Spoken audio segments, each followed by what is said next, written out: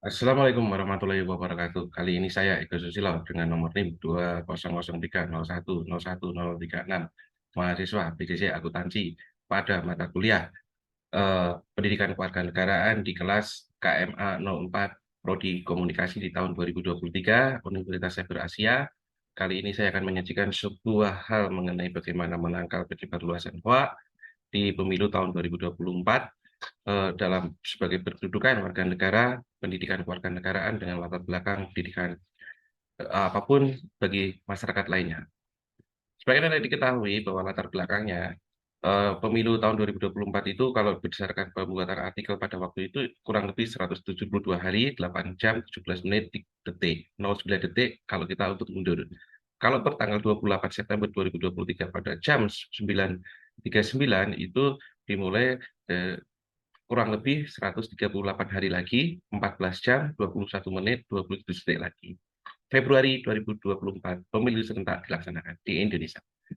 Sebagaimana kita ketahui bahwa kita sebagai warga negara Indonesia, di mana penduduk Indonesia terdiri dari warga negara asing dan juga warga negara Indonesia, tentu memiliki latar belakang pendidikan yang berbeda, pekerjaan, suku, agama, dan bangsa. Tentunya bangsa Indonesia ini memiliki dinamika politik, demokrasi, pelaksanaan pemilu di tahun 2024, akan ada suatu konflik-konflik kecil maupun besar yang dapat bersinggungan, di mana kita harus menyelesaikan atas konflik-konflik itu. Nah, dari suatu hal masalah yang ada, yaitu bagaimana kita menerapkan suatu hal dari diri sendiri terkait dengan penerimaan berita hoak, cara menangkalnya, di mana ada ujaran kebencian dalam berita bohong atau berita hoak tersebut. Langkah-langkah penyelesaiannya tentu menurut kriteria yang saya pilah dan saya lakukan penelitian berdasarkan literatur itu ada berbasis pendidikan, kesadaran, pencegahan, dan tindakan mulai dari diri sendiri. Tindakan dari diri sendiri tentu kita latar belakangi dengan adanya pendidikan, baik itu strata SD, SMP, SMA, SMU, maupun pendidikan tinggi dengan berbagai stratanya. Tentu dengan latar belakang pendidikan akan memiliki pengetahuan yang lebih dibandingkan dengan yang tidak berpendidikan dan juga memiliki kesadaran. Artinya memiliki korelasi positif linear terhadap kesadaran diri sendiri terhadap pendidikan yang kita miliki. Namun itu berdasarkan data-data yang ada tentu tidak menjadikan suatu hal yang dapat dijadikan pedoman, tetapi pendidikan dan kesadaran pada diri sendiri itu menjadi modal dasarnya dan itu yang harus kita perhatikan bersama-sama. Tentu kita akan melakukan pencegahan yang dimulai dari diri sendiri itu, bagaimana kita menangkal hoak, bagaimana kita menerima berita atau informasi, komunikasi dengan yang baik, sehingga terjadi interaksi sosial yang tidak menimbulkan konflik. Faktor-faktor sebenarnya yang mempengaruhi adanya hal tersebut dimulai dari adanya penyelenggara pemilu, kemudian peserta pemilu dan pemilih. Kalau dari penyelenggara pemilu tentunya mengenai basis data pemilih, kemudian ada logistik, peraturan ketentuan peraturan pemilu yang belum sinkron dengan hal yang lainnya. Yang kita ketahui dari dulu sampai sekarang ada masalah yang nantinya kita harapkan tidak terjadi lagi di tahun 2024. Kemudian adanya aspek peserta pemilu dari partai politik, adanya money politik yang masih ada, kemudian transparansi laporan keuangan dananya kampanye, kemudian ada netralitas ASN, aparatur sipil negara sebagai penyelenggaranya, dan juga ada hal-hal yang lain sebagai pemilih yang menjadi tidak netral. Kemudian adanya penggunaan APK, yaitu alat peraga kampanye yang tidak tertib. Kemudian dari aspek pemilih, tentunya pengetahuan bagaimana memilih calon-calon eh, presiden, wakil presiden, dan juga anggota di legislatif.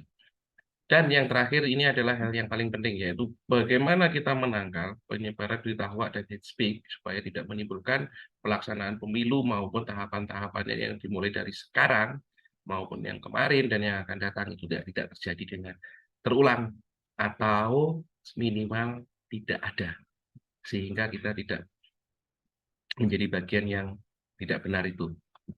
Kemudian dapat saya simpulkan bahwa dalam berita hoak, yang pertama kali kita lakukan adalah memahami berita tersebut, informasi tersebut, menganalisa, melakukan konfirmasi, melakukan evaluasi atas berita-berita atau informasi yang kita terima, yang dapat kita gunakan atau tidak dapat kita gunakan dan atau kita gunakan pun dengan memahami etika dan norma yang berlaku yang ada dengan dasar pengetahuan yang kita miliki. Saya memberikan suatu rekomendasi, ada 3. Yang pertama adalah bagaimana menangkal dan mencegah hoak. Itu dimulai dari diri kita sendiri, keluarga kita, kerabat kita, teman kita, atasan kita, tempat kita bekerja, lingkungan masyarakat di tempat kita tinggal, maupun kita bekerja. Yang kedua, mematuhi anjuran para penegak hukum, aparat penegak hukum, polisi, dan juga dari TNI, dan juga dari para pejabat pemerintah, BUMN, Badan Intelijen Negara, dan sebagainya terkait dengan adanya hoak-hoak, berita bohong, dan ujaran kebencian yang akan mempengaruhi pelaksanaan pemilu maupun kehidupan sehari-hari, baik tidak ada pemilu maupun ada pemilu. Yang ketiga adalah mengikuti anjuran pemerintah yang dalam hal ini dibuat oleh Bawaslu, diantaranya diintisarikan adalah yang pertama, jangan menyebarkan berita tanpa mengecek kebenarannya. Yang kedua, jangan terpengaruh hati-hati dengan judul yang provokatif.